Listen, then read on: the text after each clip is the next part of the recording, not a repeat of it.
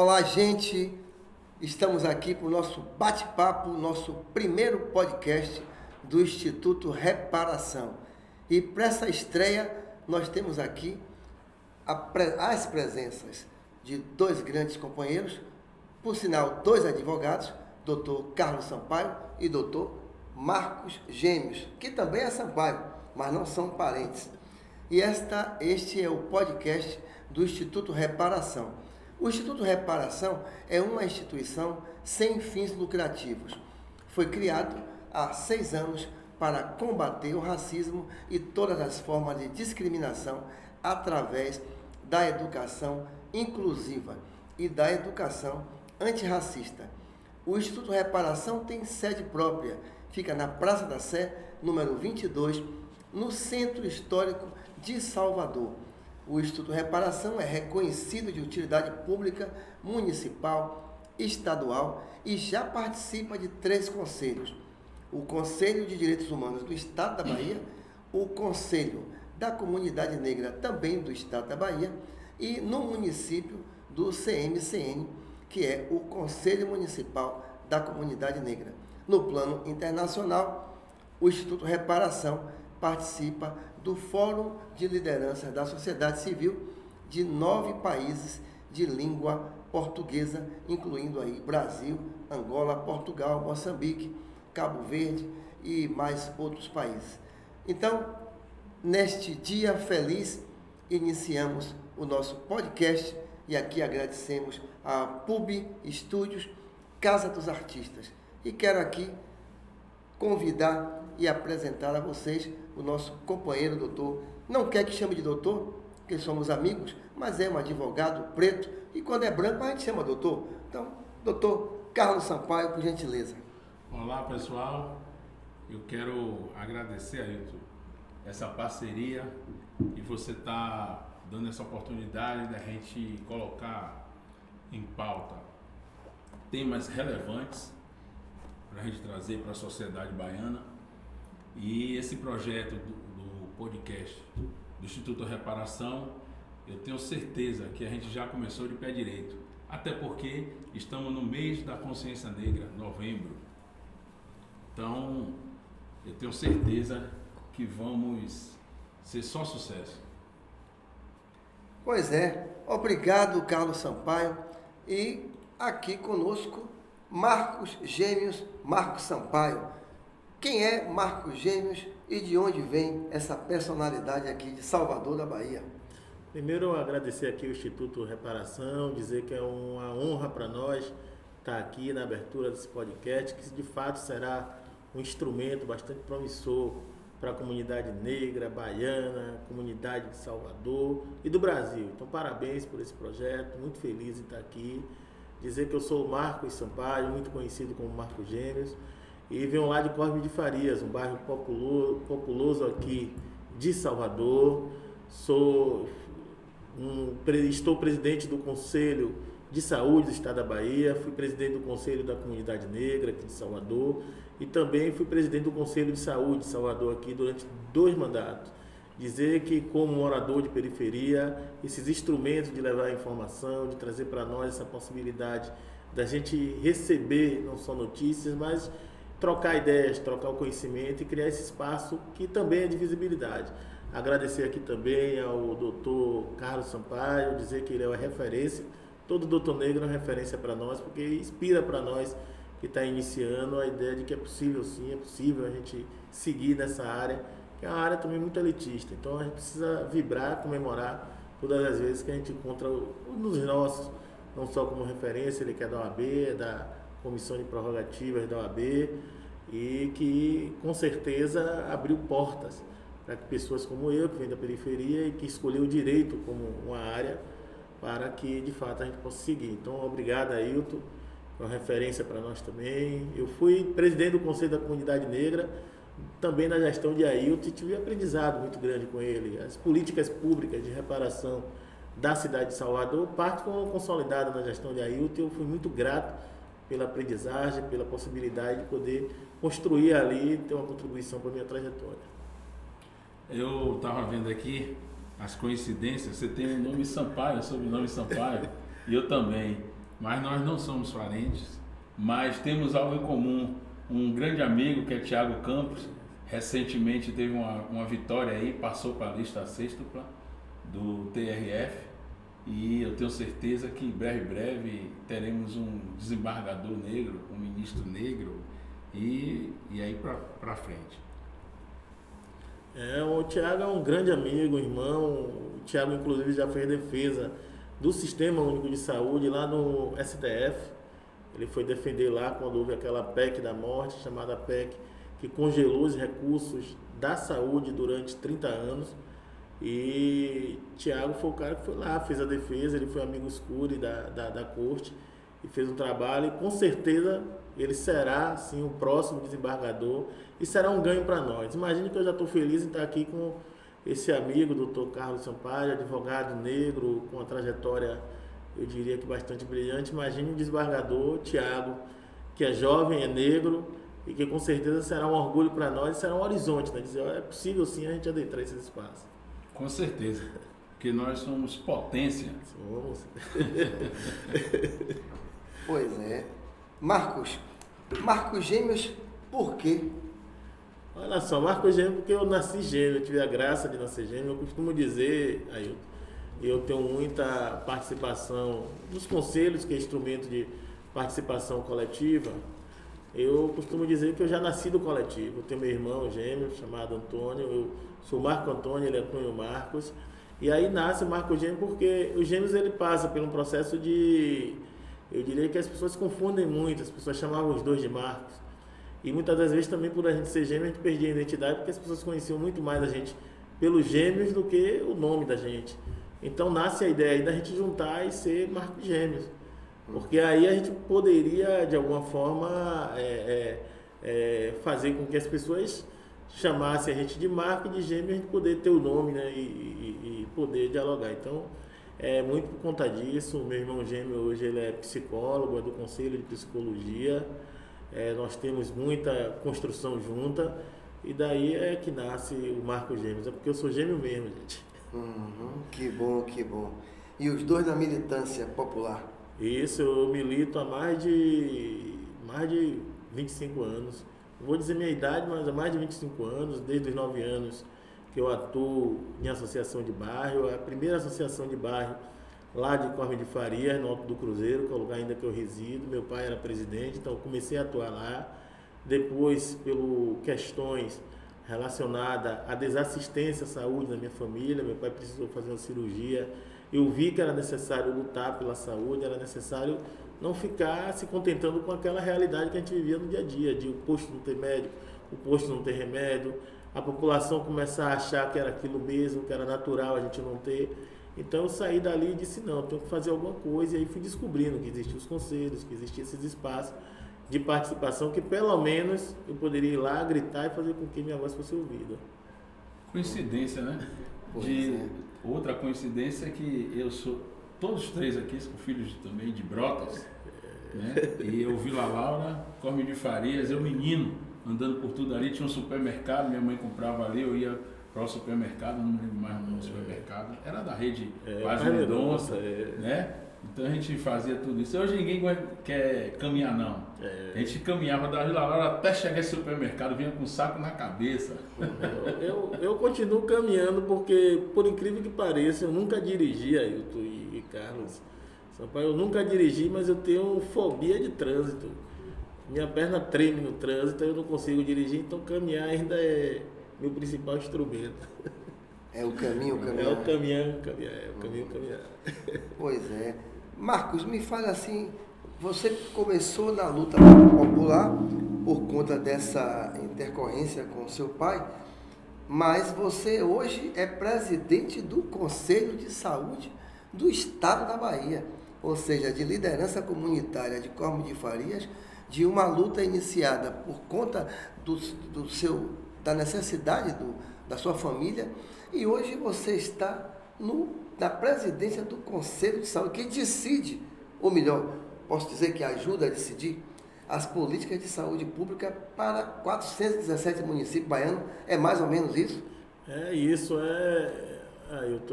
eu diria que foi um dos maiores desafios da minha vida. foi um dos maiores desafios da minha vida, porque eu sou o primeiro presidente eleito negro para esse conselho. Imagina quem está na Bahia, a maioria de população negra, mas eu ainda sou o primeiro presidente eleito negro e do movimento popular. A saúde sempre foi um campo muito elitista. Lá eu não sou de nenhuma categoria. Eu costumo dizer, em um momento da minha vida, eu ouvi algumas pessoas falarem isso, eu não tenho jaleco. Na saúde você tinha que ter jaleco. E o fato de eu não ter jaleco, isso fazia com que algumas pessoas duvidassem da minha capacidade, não só de gestar, da capacidade que esse conselho, que é deliberativo, é fiscalizador, e que acompanha não só as questões da deliberação da política de saúde, mas também as questões econômicas. Tipo, eu diria que a secretária gasta o recurso da saúde e a gente confere se de fato gastou bem, se gastou naquilo que foi pactuado, se gastou naquilo que foi deliberado pelo Conselho Estadual de Saúde e se esse gasto foi de qualidade. Então, para mim foi muito desafiador. Eu sei o quanto é duro todos os dias, às vezes você tem que provar muito, que tem capacidade de fazer discussão. O Conselho é formado por várias instituições da área, não só médica, lá tem o Conselho de Medicina, lá tem sindicatos de trabalhadores, tem segmento da população, como a Batifal, como várias organizações de mulheres, organizações religiosas, quilombolas. Então ali também é um espaço de conflito, então você precisa ali começar a dialogar com as pessoas para que aquilo que é emergente, mas que não pode ser só de um segmento, de fato seja a política de saúde. Dado que a gente discute aquilo que é escasso na saúde. Não tem hospital para todo mundo, não tem UTI para todo mundo. Então a saúde você discute aquilo que é escasso e aquilo que é escasso gera muito conflito.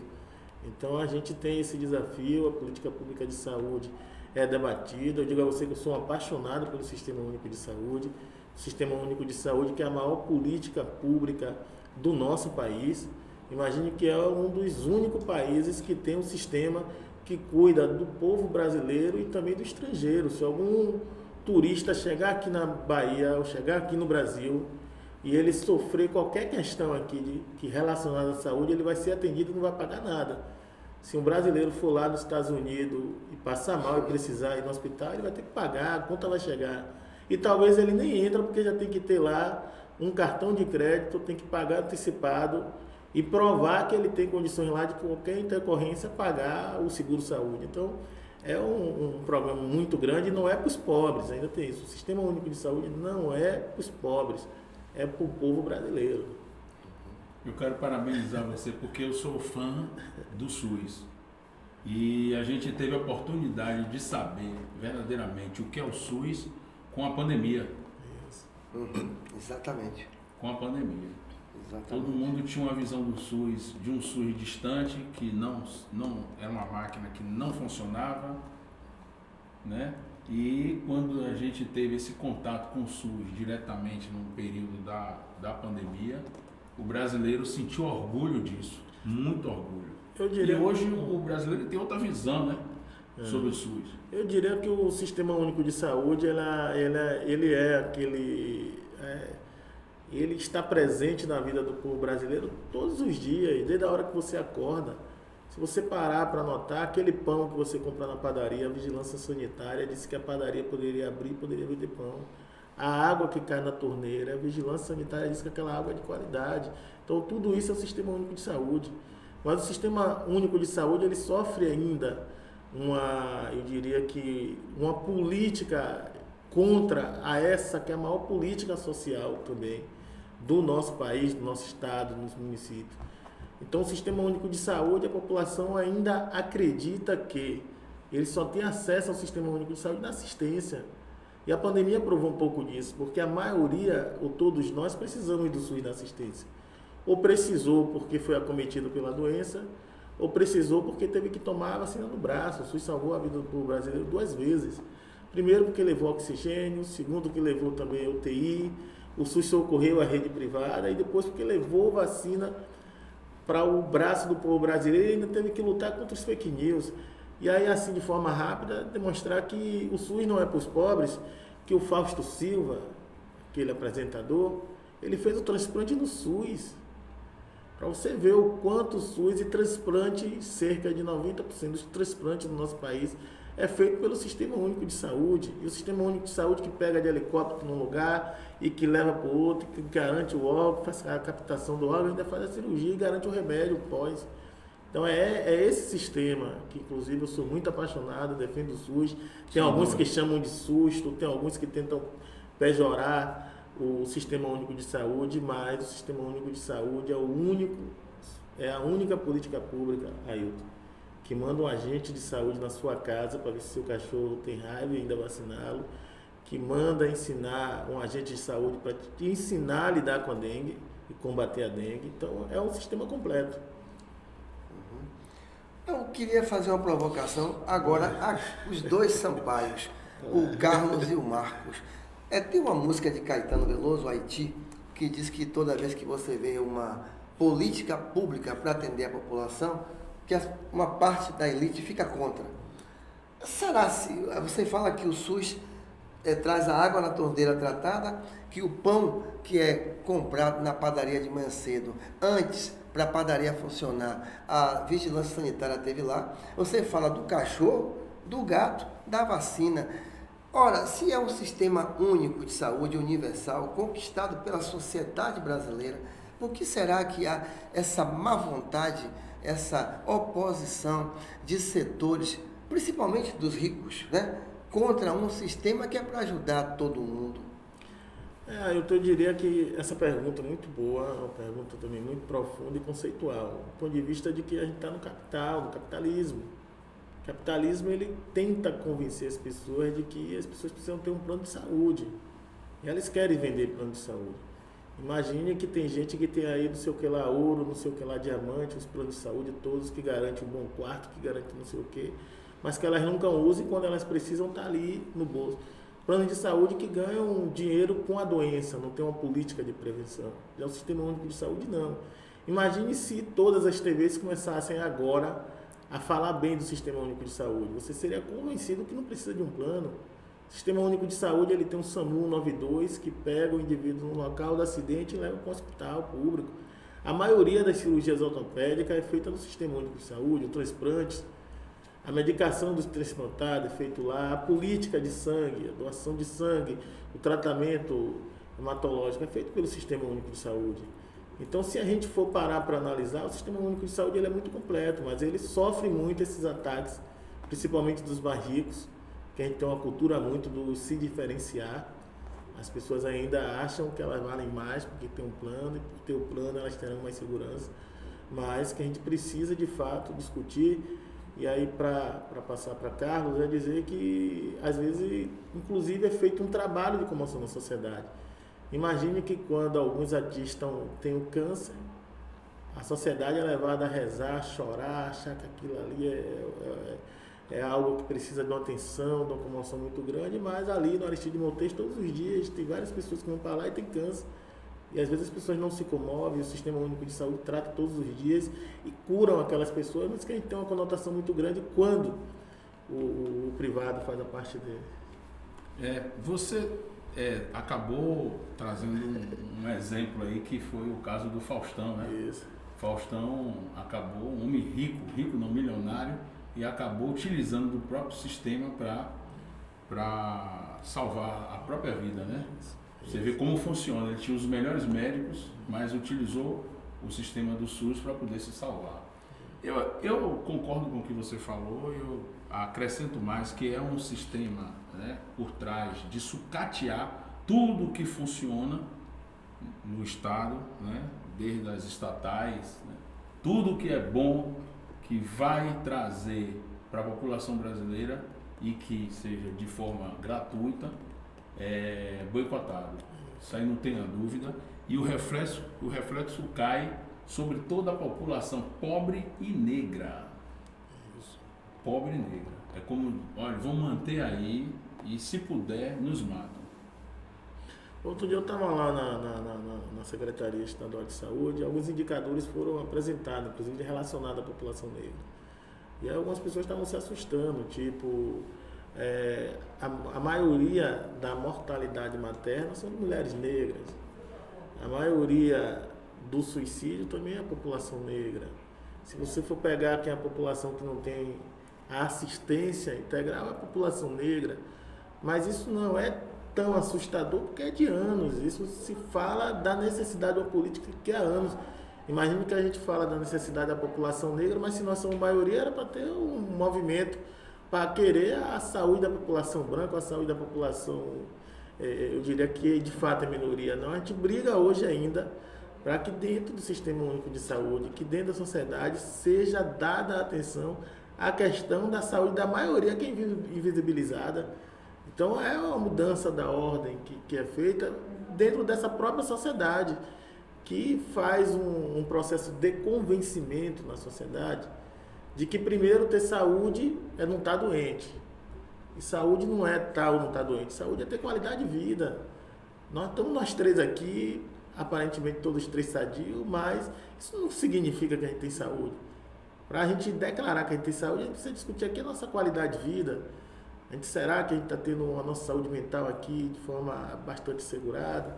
A nossa saúde emocional e espiritual, como diz a Organização Mundial de Saúde, ela traz que inclusive esses aspectos de saúde precisam ser levados em consideração. Então, como é que isso tem sido tratado com a população, até para que a gente não entre nesse modelo hospitalocêntrico de que a saúde é feita no hospital.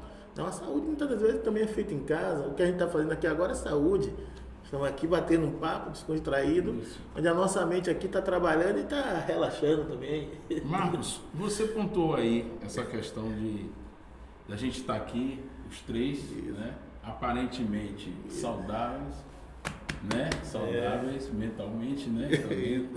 E o que é que acontece? Eu tenho um entendimento que, no caso do racismo que a gente sofre, é uma agressão contínua, né? Um acidente de carro que você sofreu um trauma e depois com o tempo você procura um psicólogo e vai se livrando daquele trauma. E o racismo não, o racismo ele é desde quando a gente nasce até quando a gente morre. Então a população brasileira, ela vive num trauma constante. Como é que está essa questão na Bahia? Você no Brasil, mas falando na Bahia, como é que o Estado está cuidando dessa população negra? Olha só, o tema da saúde da população negra é um tema que requer muita atenção do Estado. Eu tenho dito lá no Conselho Estadual de Saúde, nós vamos fazer uma agenda, eu procurei a CEPROME, procurei também algumas organizações, para que a gente de fato estabeleça uma agenda. As políticas da saúde da população negra estão paradas, tipo, os municípios eles não avançam. Nós deveríamos ter comissões da saúde da população negra em todas as prefeituras, pouquíssima que tem. Nós não temos políticas, muitas das vezes, de prevenção àquilo que mais acomete a população negra. O quesito raça cor foi deixado de lado. A nível nacional, agora foi que a Anísia da Trindade assinou, parece que foi anteontem, de novo, a ideia da publicação de uma revista que fala dos indicadores da saúde da população negra, porque nem os dados e nem a informação a gente tinha mais direito.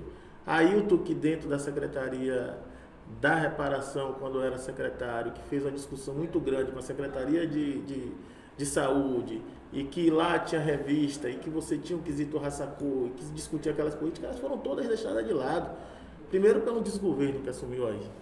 Um desgoverno que destruiu a informação, de que criou mais fake news, que retirou recursos do Sistema Único de Saúde e que inclusive alijou vários conselhos, vários espaços e várias políticas. Uma delas foi a saúde da população negra. A saúde da população negra quase que foi deixada de lado. Aí a gente precisa aqui na Bahia fazer uma discussão muito profunda sobre quesito raça-cor, para a gente saber qual é a população que mais morre, do que ela mais morre, do que ela sofre. Porque não pode criar essa ideia, e aí eu acho que a Ailton pode ajudar nisso, é que uma ideia de falsa democracia racial. Parece que todo mundo morre da mesma coisa, adoece da mesma coisa, todo mundo tem as mesmas necessidades, parece que está todo mundo com a mesma assistência. Não é isso. Nós precisamos, de fato, discutir e trazer a violência. A violência também é um determinante que tem impactado a saúde da população negra. E eu não falo só na questão das mortes, inclusive evitáveis, e também dos assassinatos da população negra.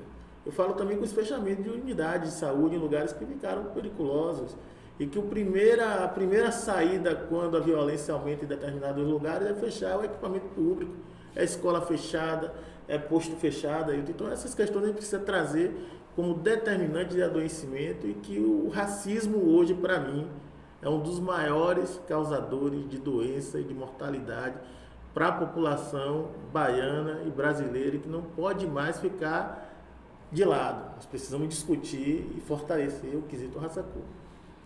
Principalmente não, mas inclusive o adoecimento mental. Isso. O Instituto Reparação fez no sábado, 8 dias, uma semana mais ou menos, fez um debate sobre os impactos da violência na saúde mental. Ou seja, não é só o medo que toma conta de todo mundo, mas é o medo específico. O menino preto, quando vai sair, ouve da família, da mãe, do pai, da avó, do tio, tira o boné, bote o documento, vista a camisa, tira essa bermuda, calça um tênis, porque se ele sair sem documento, com a camisa decotada, ou um short curto, de sandália, os riscos são maiores. Então, esse adoecimento é quase que permanente. Né? É uma vigilância constante. Você está no Big Brother, onde todo o seu comportamento hoje ele pode ser determinante para você continuar sobrevivendo ou não. Hoje você vai tirar uma foto, geralmente alguém grita, lá, mano, não bota isso, bota aquilo. Então, são questões que adoecem, são questões que tem de fato. Hoje você não pode, muitas das vezes, ir em alguns lugares e interagir. Então, são questões que precisam ser discutidas. A violência tem sido determinante de adoecimento, de mortalidade, a saúde mental da população. E digo a você, quem mais foi afetado durante a pandemia foi a população negra. Não só no acometimento da questão de ter sido infectada pelo vírus da Covid, mas também por conta de que ela teve que continuar se expondo. A população negra não pôde escolher, se isola, o motorista de ônibus vai se isolar em casa. Houve alguma política para dizer às pessoas da limpeza pública que elas deveriam se isolar? Houve alguma política da empregada doméstica? Nós não podemos esquecer. O pai trabalhador. Nós não podemos esquecer que a primeira pessoa na Bahia a ter Covid foi empregada doméstica de um casal que veio do exterior. Ela nunca tinha ido lá no exterior e ela pegou porque ela não podia se isolar e ela levou a doença para casa. E aquele radiou, entendeu? Então, essas questões de adoecimento que a gente precisa dizer, de que, como eu estou aqui com o advogado, o doutor Carlos, dizer que a lei diz que todos nós somos iguais perante a lei, mas as condições elas nos diferenciam muito. O direito de ir e vir é um direito que se chama universal, mas uns vão de Ferrari, de Dobrô, outros vão de ônibus lotado e foram durante a pandemia. E a pandemia provou isso, né? A pandemia provou isso, que nós somos iguais mesmo. Somos iguais, nós vivemos uma falsa democracia de igualdade. Eu tive a oportunidade, né, de conseguir sair de uma comunidade e adquirir um apartamento num melhor lugar. E eu percebi isso quando todo mundo ficava em casa e o governo dizia, fica em casa, não pode sair. E todo mundo aterrorizado com aquilo. E eu precisava sair, eu disse, pô, eu preciso ganhar dinheiro. Mas a maioria dos meus vizinhos, eles tinham poupança, aplicação. Então, como é que o pobre da periferia, que aplicação, meu Deus? Porque quem tinha sua aplicação conseguia tirar seu dinheiro e ia fazer um supermercado, né? Agora, quem precisava trabalhar, precisava do dinheiro. As pessoas falavam, não, mas quando o Covid começou, o pessoal dizia assim, é coisa de rico, chega pelos aeroportos, só quem pode viajar é que pega. E aí, como você falou, da primeira vítima na Bahia, que foi uma mulher negra, uma doméstica, a primeira morte no Brasil foi de uma idosa negra também doméstica. Então, o vírus chegou pelo aeroporto, no avião de quem viajou, e contaminou os pobres. E a Covid trouxe para nós, não trouxe uma novidade, mas ela apenas afirmou. Porque tem muita gente, e eu queria até que vocês falassem sobre isso, o pessoal fala assim, vocês ficam inventando um negócio de saúde da população negra, Deus fez tudo igual, não existe isso de saúde negra, é saúde para todo mundo. Aí você pergunta, nos Estados Unidos, nem vou falar do Brasil, a contribuição negra é 17%. Nós aqui somos 56%. E nos Estados Unidos, nós tínhamos um adoecimento maior de brancos, mas a letalidade, a morte de pessoas negras. Quase todos os estados com grande concentração de população negra, nós tivemos a maioria de pessoas mortas. Então, fala de doenças pré-existentes e, como você disse aí, das condições de vida. Na Fazenda Grande do Retiro, eu conheço ruas que tem 1,5 metro de largura. Se a pessoa der um espirro na porta, pega no vizinho. O menino corre porque não tem playground. É no beco que brinca. E no beco pega a bola, é uma torneira só em casa, às vezes dorme 4, 5 na mesma cama. E aí como é que isola com a máxima vênia que eu estou aqui diante de 2 advogados? Você vai responder daqui a pouquinho. Pessoal, a gente tem aqui 1 minuto, um momento de música, poesia, e a gente vai atender agora nosso querido Tom em Matéria, ok? Daqui a pouco a gente volta. Olá, estamos de volta. Vamos voltar aqui com o nosso querido Tom em Matéria. Chegue mais. Maravilha, muito bom. Obrigado aí pelo convite de estarmos aqui fazendo essa ação, né? Eu vi que vocês estavam aqui falando sobre a questão da pandemia, né? E nada melhor nesse momento que nós estamos agora é curar o coração das pessoas através da arte, né? A música, ela serve para fazer isso, para curar.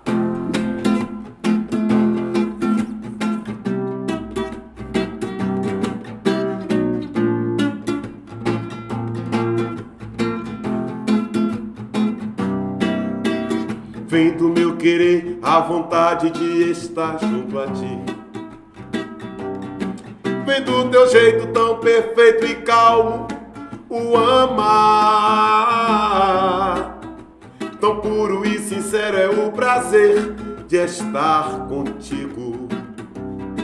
Pois a distância não existe, te quero só pra amar demais. Você pra mim é como a íris do céu, que paulatinamente faz nascer a plenitude. Oh, jazz, és também a mais linda poesia que circunda sobre o cume da minha memória.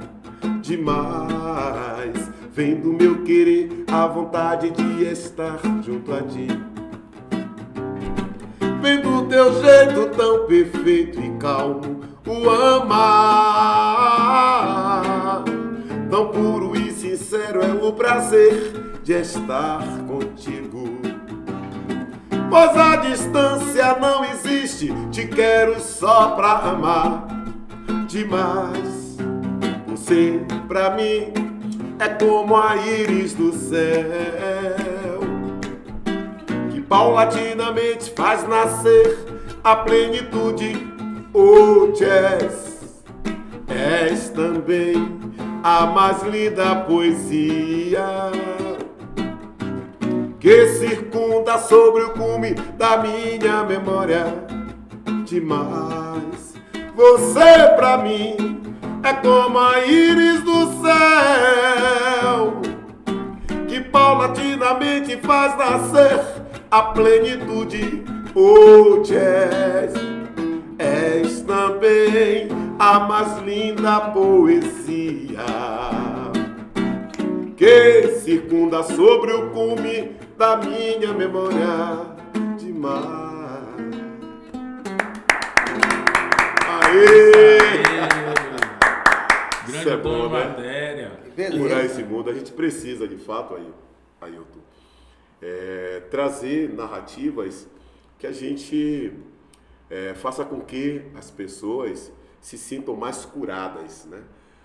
Eu acredito que uma única forma da gente acabar com esse sofrimento que está aí é fazer investimento na arte, na cultura, né? Respeitar esses lugares onde os legados são, na sua maioria, indígenas, na sua maioria africanistas, e a gente precisa colocar isso em pauta. Eu faço a minha parte, né? Escrevendo músicas, pensando no bloco afro, pensando no bloco de matriz indígena, nos afoxés, pensando nessas estruturas e levando isso para o axé, para cima do trio elétrico, para palcos em diversos lugares. Vivemos esse momento, sim, que foi um momento muito crucial da pandemia, que eu aproveito até esse seu espaço. Nós estamos no momento do Novembro Negro e a gente não pode, nesse momento, esquecer daquelas figuras pretos e pretas que ajudaram no período de pandemia, né, as instituições, né, que ajudaram as outras instituições que estavam também na comunidade e fechadas, mas que você está em torno de uma comunidade onde as pessoas estão com fome, as pessoas estão precisando de remédio, e o Instituto foi de reparação foi um braço amigo com a Associação Cultural de Capoeira Mangangá, com o Bloco da Capoeira, em momentos que eu ia no carro, colocava as coisas, ia buscar, e a gente naquele desespero de máscara, cheio de álcool na mão, né? Um com medo de tocar no outro, aquela coisa toda, mas ao mesmo tempo a gente fazendo o ato da mão amiga, né? De ajudar as comunidades. E o Instituto, através de Ailton, através de Dona Rita, através de você também, né? Vocês fizeram esse acontecimento, assim como outros parceiros. Eu tive parceiro como Carlinhos Brau, que também muito ajudou as nossas comunidades, né? Eu estou aqui, aí fora tem aqui a contramestre Cláudia, a contramestre Léo Kisuki, que também, junto com amigos da sua comunidade, também e ajudaram a gente a alimentar muita gente. Foram mais... eu juntei algumas mães na época, a gente fez mais de 3.000 máscaras, né, para a comunidade, saindo distribuindo isso. Então, foi muito bom, né? E nós estamos agora nesse momento que a gente fala da consciência negra. E falar de consciência negra, a gente não pode esquecer a fome, a gente não pode esquecer a maldade que está aí imperando no mundo. A gente está vendo e ouvindo esses relatos todos que estão acontecendo, morte de crianças, né? A perda da identidade de pessoas na nossa sociedade. E isso tudo faz um conjunto de fatores que terminam tornando a vida mais cruel, né? E não tem nada mais para modificar isso, né? Eu cantei aqui Cume na Memória, uma canção gravada pela voz de Dado Brazzaville, no qual nós estamos aqui nesse estúdio fazendo parte desse podcast, onde Dado estava aí pilotando. Então, eu acho que é isso, né? Muito obrigado pelo carinho de vocês me convocarem. Mas vocês são amigos, né? Posso estar no mundo inteiro, mas quando vocês convocam, eu dou um jeito. Tamo junto. Dado Brazzaville é um grande parceiro. Isso aqui eu acho que é um projeto de vida. Instituto Reparação, o Estúdio, PUB, Casa dos Artistas, Tonho Matéria, Capoeira Mangangá, nosso companheiro Carlos Sampaio, conselheiro Carlos Sampaio, do Instituto Reparação, que também é da Comissão de Prerrogativa da OAB, então é um militante na área do direito. Então esse bate-papo nosso aqui, para lembrar, você falou da poesia, ele também falou da poesia, mas Tonho Matéria alimenta a comunidade com a música, com a capoeira e também com gestos concretos. Eu conheci vários projetos, eu já fui comer comida feita pelo nosso povo de vários bairros, Federação, Palmiúdo, que ele nunca esquece, o Palmiúdo, Nazaré, Nova Brasília. Ele faz o projeto, empodera a comunidade, as pessoas aprendem a fazer a comida e depois, Carlos, ele faz um festival gastronômico. Isso. Eu participei de acho que no Colégio Severino Vieira e um outro lá no Palmiúdo. O outro no Palmiúdo. Você precisa ver o tipo de culinária, que não tem chefe do mundo que ganhe. Comida de qualidade, com gente da comunidade que ele ajuda. O Bloco da Capoeira, que é um grande sucesso, eu sei como nasceu, né? Saí no primeiro ano, das perseguições que você sofreu, dos atrasos de trio de propósito, mas ele não desistiu. E as pessoas saem, doutor Carlos, com a fantasia doada nas comunidades carentes, a pessoa recebe a fantasia. Os mestres de capoeira, que é pai de muita gente e mãe de muita gente, porque tem bairro aí que não tem assistência pública nenhuma. É a capoeira que inclui que o menino toma café, toma banho, toma benção, e a mãe vai trabalhar e passa para o mestre e faz, eu vou deixar meu menino aqui, viu, mestre? E no final da tarde a mãe passa e toma de volta. Esses mestres que ficam no anonimato, Tom em Matéria bota de frente para as câmaras de TV do mundo inteiro no carnaval. E na pandemia ele estava distribuindo o alimento. Então, é desses loucos que o mundo precisa, porque de normais o mundo não vai mudar. É gente louca que sábado de tarde para o que está fazendo para vir para aqui, para essa agenda, aí depois vai para um outro bairro cumprir a agenda. Não é vereador, não é deputado, e está na comunidade atuando e sempre. E não esquece de onde Mas veio. como disse Juliano Moreira, de médico e louco todo mundo tem um pouco, então a gente vai usando para o bem essa ferramenta da loucura, né, para fazer, instrumentalizar, né? Nós estamos agora pleiteando um projeto para fortalecer 10 mães de Mangangá, e essas mães que são empreendedoras individuais e que não têm suas ferramentas para agregar mais valores à sua proposta, né, de trabalho, que é o trabalho individual. E então a gente está com a Mangangá fazendo isso, fortalecendo. Um outro projeto que a gente está, que é o Capoeira Criatividade Narrativa, Capoeira Criatividade, Inovação e Novas Narrativas, que é um projeto pela CETRI, no qual nós estamos nas escolas, nas comunidades, provocando jovens com cursos de design gráfico, com cursos de produção de conteúdo para as redes sociais, cursos de fotografia, música, percussão, e além disso, claro, a capoeira, o artesanato.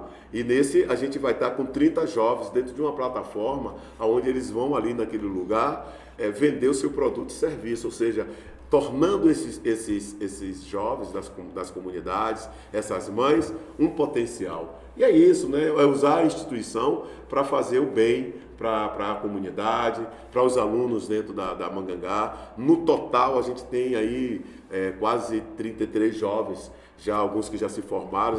Aqui tem uma que é administradora, né, que é a contramessa Cláudia. Então, acho que isso tudo é um exemplo que a gente dá de cidadania. E mesmo assim, a gente tem que ficar o tempo inteiro buscando. Teve um edital agora que eu me inscrevi, pedi uma empresa para fazer essa inscrição para mim, que eu estava sem tempo de escrever. E aí, quando ele me mandou, Tonho, você tem que mandar aí uma foto ou um vídeo para mostrar que realmente se você é negro, né?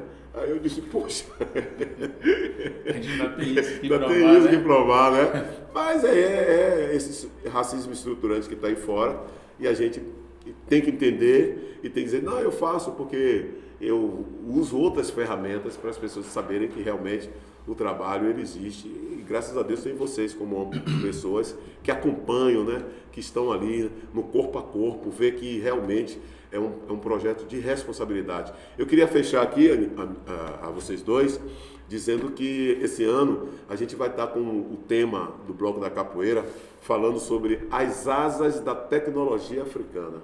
Então, o que seria isso? Essas asas da tecnologia... Em primeira mão? Em primeira mão. Ave Maria. Em primeira mão. A gente vai estar fazendo uma narrativa e, ao mesmo tempo, denunciando para a juventude as criações que foram feitas por negros africanos e negros que estão nas diásporas, né?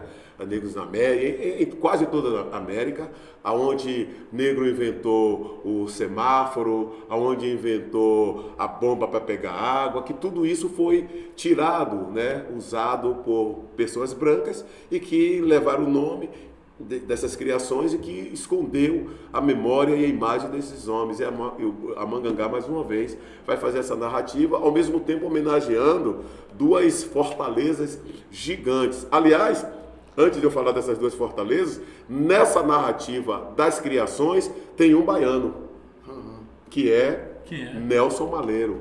Nelson Maleiro foi quem criou esses instrumentos de percussão que são tocados hoje no Bloco Afro. Entendeu? Foi o primeiro a trazer para o carnaval o carro alegórico. A alegoria foi Nelson Maleiro que resolveu isso. Exatamente. Homem negro. O homem negro, entendeu? Da Barroquinha. Da Barça do Barroquinha, Sapateiro. exatamente. Então a gente vai estar apresentando isso. Claro que o bloco tem as alas, a gente divide tudo por ala. Você conhece o bloco, vocês conhecem, você vê que é um arsenal de cultura, são muitas narrativas ali dentro. Negra Joe, né? Negra Joe. E vamos homenagear também os 100 anos de morte de Besouro Mangangá, que vai ser com uma ala de capoeira, né, que a gente vai apresentar, e o bloco Afro Ileaie, pelos seus 50 anos, que vai ser a percussão do bloco da capoeira, que vai fazer essa homenagem ao Ileaie. E aí O bloco da capoeira, Tony, só para quem não está lembrado ou não sabe, sai na quinta-feira, no circuito Campo Grande, Osmar, e o Capoeirinha no circuito Batatinha, que é na segunda-feira. Eu vou pro Capoeirinha, Você né? vai pro Capoeirinha também? É só para menino pequeno. Menino pequeno, nós dois. Tá Vou certo. botar um jovem lá no... Tá vendo aí, pessoal? A pessoa, o artista, ator em matéria, é a própria capoeira. Ele abraça, ele é pai, ele é mãe, ele é avô, ele é amigo, ele é irmão. Que maravilha você trazer esse relato seu aqui nessa tarde maravilhosa. Ok, obrigado. Fico muito agradecido. Vai por fazer poder mais estar aqui. uma, vai dar mais uma canjinha? Vou cantar mais Então uma vamos música lá, então. mais Vou uma cantar aí. música aqui então. Deixa eu ver. Deixa eu ver aqui, porque dado Brazzaville que afina esse violão, né?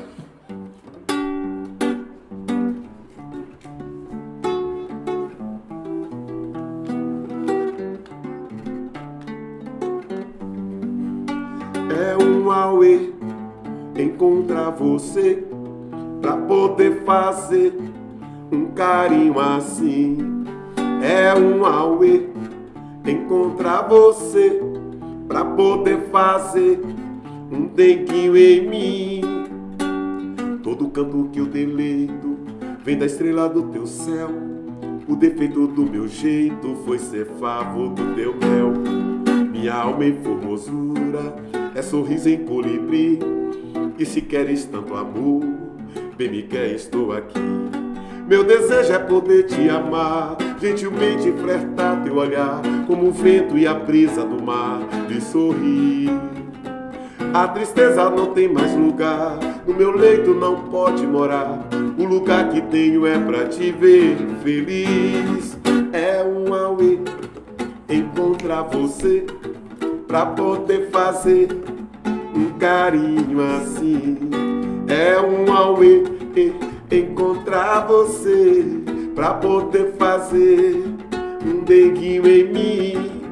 É um auê encontrar você pra poder fazer um carinho assim, um denguinho assim. É um auê encontrar você pra poder fazer um denguinho em mim. Show! Beleza? Que presente, hein? Pois é. Presentão, nosso primeiro podcast. E o homem veio prestigiar a gente aqui. Axé. Eu Vamos lembrei aí. da minha menina pequena, Larissa, que quando era pequenininha, a gente ficava ouvindo essa música. canção, né? Entendeu? Eu lembro, acho que era uma mulher, era cantora. Era Márcia Márcia Freire. Freire, Márcia Freire, exatamente. gravou. E aí eu vi. Minha amiga Márcia. Pois é. Ela acreditou nessa música, a gravadora não tinha acreditado. Manolo Pousada disse na época, se a música não fosse gravada, o disco do Cheiro de Amor não tocava no rádio. E aí gravou, colocaram lá com uma terceira, quarta música. E um dia eu estava em casa, de repente vou assistir os Trapalhões, que aconteceu naquele momento. E aí entra Didi, Mocó, Sorrisal, Colesterol, Nauagina, Bufungo, cantando o refrão dessa música. É sério. E essa música virou, daquele momento, eu ainda quero abraçá-lo, eu não conheço o Didi pessoalmente, mas eu ainda quero agradecer ele por isso, porque ele tornou essa música uma música universal. Que ano você compôs? Isso vem da década de 90. É 90. É o início da década de 90. Né? Essa música surge. Então, no início, 90, 91, negócio desse momento aí. Essa música aí virou, essa música levou uns 6 anos tocando no rádio. Hoje tem música aí que não leva 6 meses, né? Mas essa música levou muitos anos no rádio e não sai do repertório de muitas bandas. E agora a gente está com um projeto chamado Autorais, que por sinal essa música que a gente está vendo agora, Sotero, né? É uma música de Pierre Onassis, Tênis Del Rey e Jorge Zarat. E tem a participação, que eu faço parte da banda, eu, Jorge e Tênis, e a gente convidou 3 jovens. Estão começando a carreira aí agora, né? Sim. E a gente deu uma oportunidade a esses jovens, que é chamado Carlinhos Brau, não sei se você conhece, né? Já vi O outro é falar. do Vauleles, né? Certo. E o outro Luiz Pouquíssimo Caldas. Então esses 3 jovens aí estão aí com a gente, esses amigos, participando. Tudo de menor. Tudo de menor. Tudo de Tudo de menor. Pega essa turma. Obrigado, gente. Pega essa turma para levar para se alistar. Ok? Vamos lá? Vamos retornar nosso momento de entrevista aqui. Boa, massa, viu? Foi bom. Rolou, né?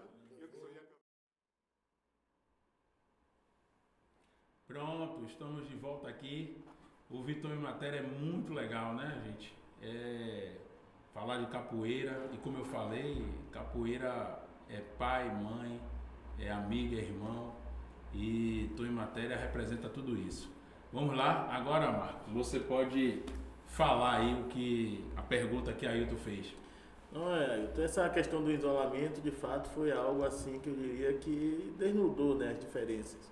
Primeiro que era impossível. Segundo que houve uma política de disseminar informações falsas, onde a população foi convencida que era uma gripezinha. Muita gente perdeu a vida por conta de acreditar que era uma gripezinha e não deveria ter ou se atentar às questões das medidas de segurança. Outras pessoas pelas questões estruturais mesmo, de a casa não dá, o espaço ser muito pequeno, como é com uma casa que tem 8 pessoas com um vão, alguém pega Covid e você vai fazer isolamento como? Não faz um isolamento. E não foi só essa dificuldade que a população negra, pobre e da periferia sofreu.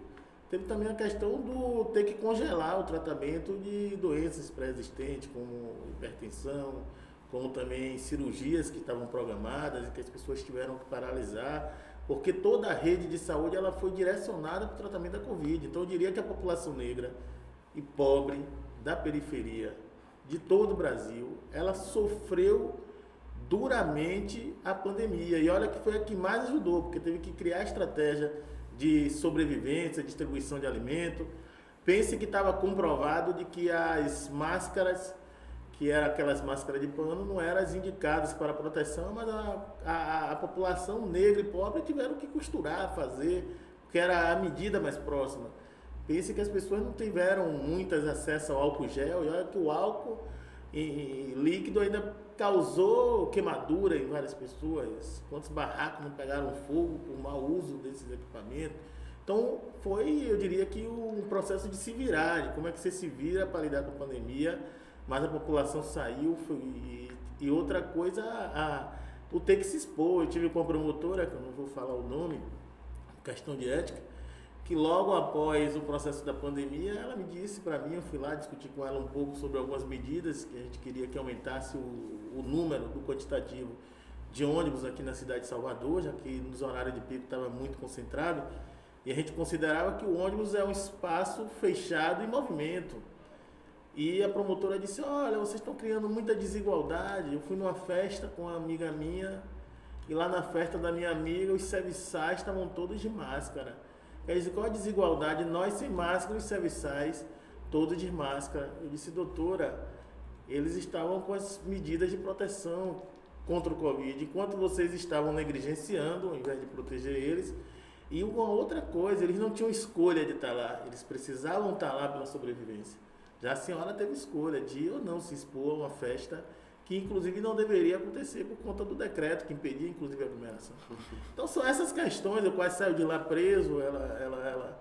Ela disse que eu estava sendo muito ousado. Eu disse, não, estou sendo realista. A senhora está me contando algo aqui, eu estou colocando minha posição, mas se lhe ofendi, eu já peço desculpa, mas saiu feliz que eu estou falando a verdade. Então é isso aí. A pandemia de fato ela mostrou o quanto não somos iguais, o quanto vivemos numa falsa democracia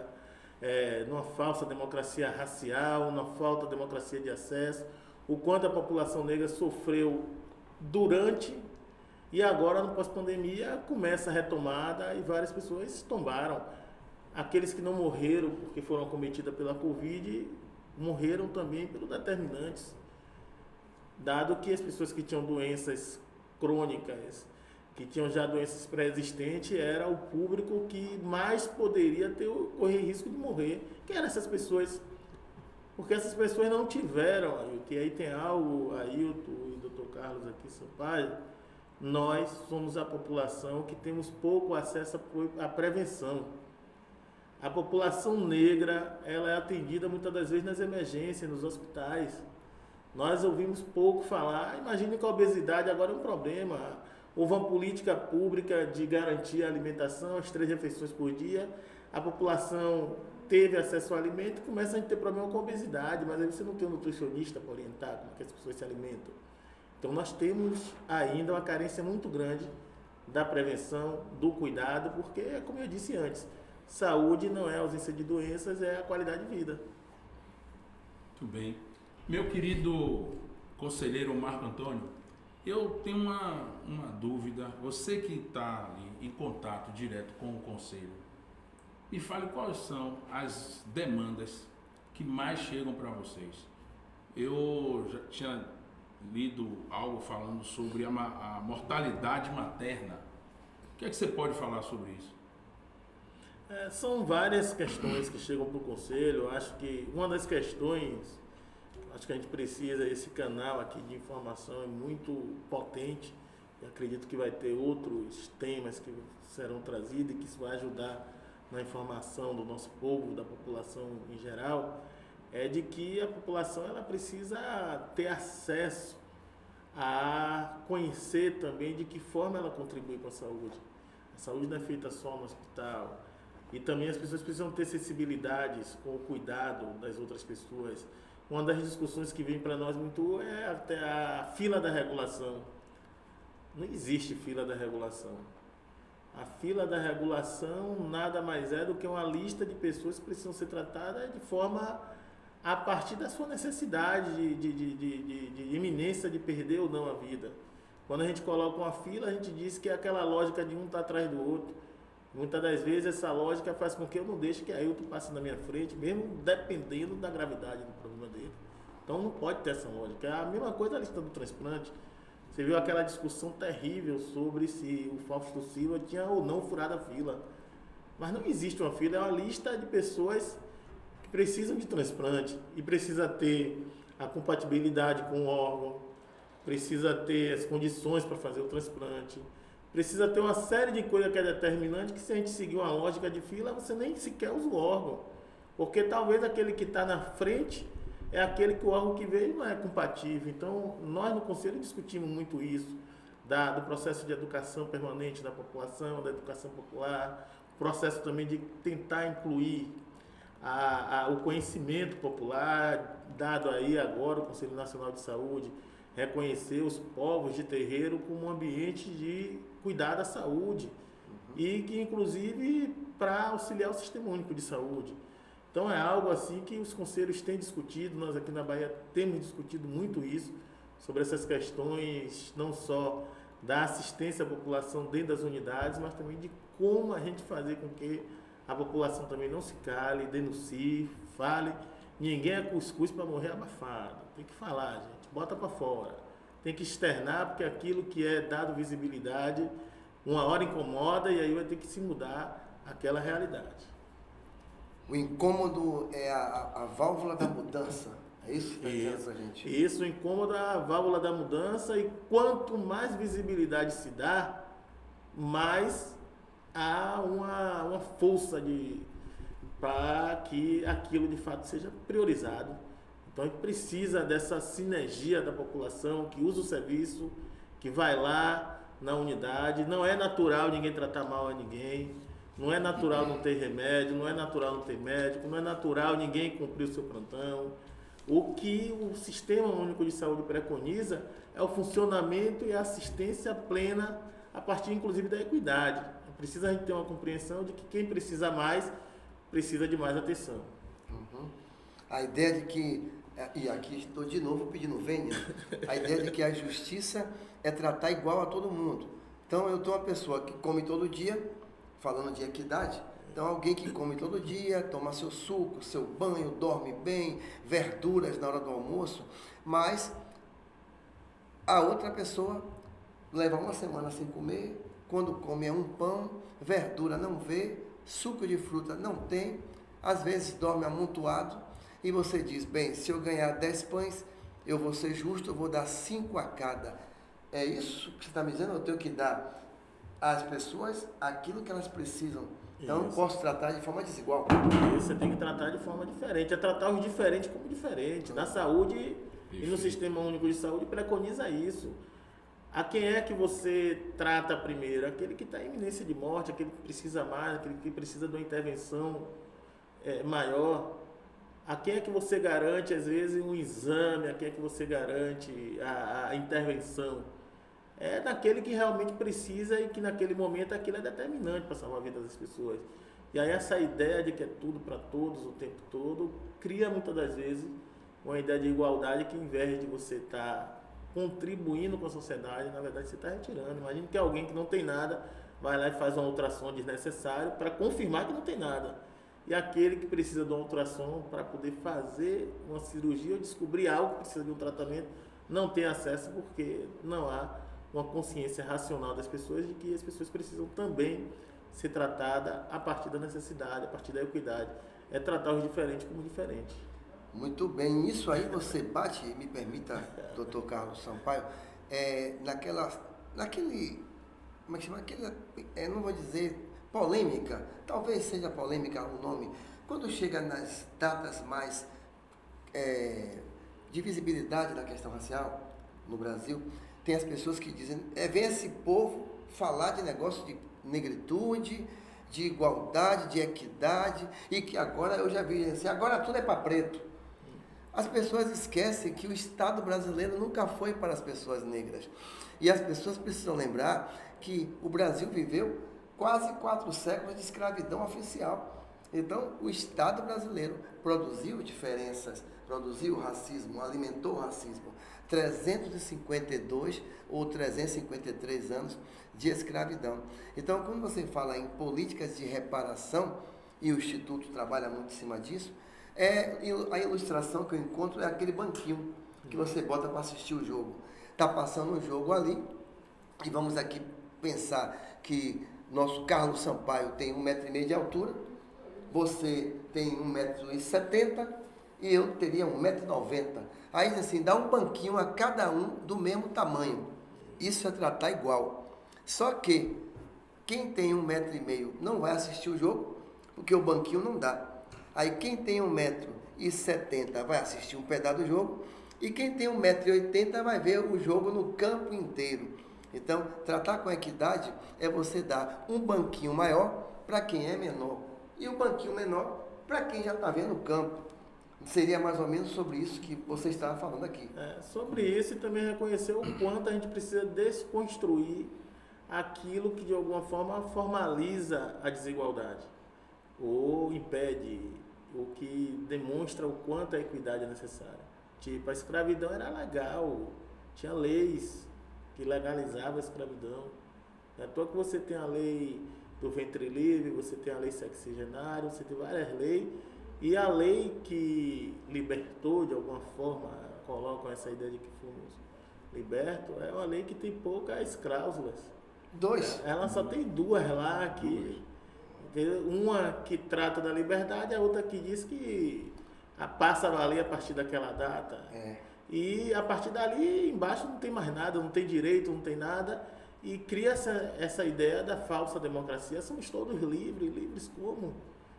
E quando vem com essa ideia, Ailton, de discutir, principalmente agora que a gente está vivendo o mês de novembro, esse mês é o mês de novembro, a gente precisa, de fato, eu tenho respondido às pessoas o seguinte, olha, tá bom, somos da raça humana, mas as correntes ficou no pé do nosso povo. Somos da raça humana, mas quem foi pro tronco foi a população negra. Somos da raça humana, mas quem foi que foi retirado os direitos e que só descobriu que aquela lei de nada resolvia a nossa vida no dia 14 de maio, fomos nós, a população negra. Então, bora fazer aqui um parâmetro para discutir também quem é que tem os privilégios, quem é que tem tudo e quem é que sempre não tem nada. Então, a gente precisa fazer muito esse bate-papo para não parecer que essa falsa democracia racial, de fato, ela existe e que daqui a pouco somos todos nós iguais, dentro de uma igualdade onde as diferenças elas são explícitas, né? É sobre isso o que nos afeta. Novembro Negro. Vamos lá, Hilton. Pois é, você falou a inserção, ou vamos dizer assim, a aceitação pelo Sistema Único de Saúde, anunciado recente pelo governo, como porta de entrada às tradições africanas. Né? Então, a medicina mais tradicional, o chá, as ervas, a nossa culinária e o nosso cardápio original africano e indígena. Porque antes do Sistema Único, antes do Bradesco Saúde, antes do Planseg, antes de tudo que tem aí hoje, que é prêmio, cada um tem um nome, né? Tem o diamante, top, o diamante, tem o ouro. Antes disso, o nosso povo, principalmente o preto e pobre, se curava com chá, com banho de folha, com chá de boldo, com chá de tapete de Oxalá, né? Chá de alumã, mastruz batido. A minha mãe, que graças a Deus tem 89 anos, vai fazer 90, caiu, quebrou a testa, foi com a nódoa do caule da bananeira, que colou. Então, o nosso povo não tinha acesso. Então, essas curas e essas medicações, aliadas à capoeira, eu gosto sempre de considerar a capoeira como um plano de saúde barato. E é integral, porque você cuida do corpo e cuida do espírito. Né? Associada à nossa dieta tradicional e à nossa cultura, eu penso que é a saída para o que você diz, ter uma saúde melhor, ter uma vida mais saudável, uma saúde preventiva. Então, não tenho dúvida, diante de tanta dificuldade, diante de tanto adoecimento e adoecimento coletivo, diante de tanta depressão que nos abate, que a cultura afro, a cultura indígena vão ajudar muito ainda o Brasil a encontrar a cura para essas diversas doenças, inclusive na escuta, inclusive no afeto, né? Do que a medicina tradicional, que é muito cara e, como você bem colocou aqui, ela é curativa. Então, o Brasil precisa aprender, deixar de ser obtuso e aprender com a nossa cultura, que sempre tratou, que sempre curou, que sempre acalentou. Não precisava ter CAD único, não precisava ter CNPJ. Quem chegasse numa comunidade indígena e quem chegasse numa comunidade africana era sempre bem cuidado, bem atendido, no mínimo com uma água, um banho, uma esteira, uma bênção. Então, esse povo que conseguiu sobreviver e ressignificar a vida e reinventar a vida no pós-14 de maio, no pós-13 de maio, eu acho que não era para a gente estar aqui. E se a gente está, eu acho que não tem ninguém que entenda mais de sobreviver e de viver do que o nosso povo preto e o povo indígena. Porque o projeto era para dizimar, não é isso? Mas nós estamos aqui com 2 advogados nessa bancada, pretos da periferia, que sobreviveram e estão ajudando a comunidade a encontrar soluções. Eu penso que o novembro nos traz essa reflexão, que não seja só novembro, que seja o ano todo. O senhor concorda? Com certeza, é o que eu sempre falo. A nossa dor e o que a gente sofre é de janeiro a janeiro. Novembro só vem para a gente fazer uma reflexão, chamar mais atenção. Mas a nossa dor é de janeiro a janeiro. Pois é. Siga o Instituto Reparação. Lembrar aqui de fazer a campanha, né? Instituto Reparação. O nosso e-mail é institutoreparação@gmail.com. No Instagram é Instituto Reparacão, tira a cedilha, tira o tio. A nossa sede fica na Praça da Sé. A gente precisa de mais gente, porque as tarefas são muitas, não temos fins lucrativos, não somos empresariais, não somos governamentais, então é uma instituição da sociedade civil para juntar e unir forças com as instituições que já existem para a gente aprender e combater o racismo e combater as desigualdades que o racismo promove. Por gentileza, o senhor quer encerrar o nosso bate-papo? Quais do Sampaio e quais do... Eu não diria encerrar, eu vou agradecer aqui a vocês, dizer que o Instituto Reparação traz esse podcast, que será um instrumento muito forte e que bom que temos o novembro, né? Nossas dores são do ano todo, mas que bom que temos o novembro. Inclusive para incomodar aqueles que acham que que o Novembro incomoda, que dá uma visibilidade maior e que também chama a nossa atenção. Chama a nossa atenção, dizer assim, olha, o que é que a gente já conquistou, o que é que nos falta e o que é que nunca nos deram. Acho que é sobre isso. Se o Novembro incomoda, 352 anos de escravidão incomodam muito mais. Pois é. Doutor Carlos, por gentileza. Encerrar aí, né, Ailton? Eu quero lhe agradecer. Aprendi muito. Eu já sou um apaixonado pelo SUS. Sou fã do SUS. Aprendi a amar o SUS na pandemia. E hoje tenho bons amigos no SUS. E quero agradecer a sua participação aqui em nosso primeiro podcast. Obrigado. Que massa.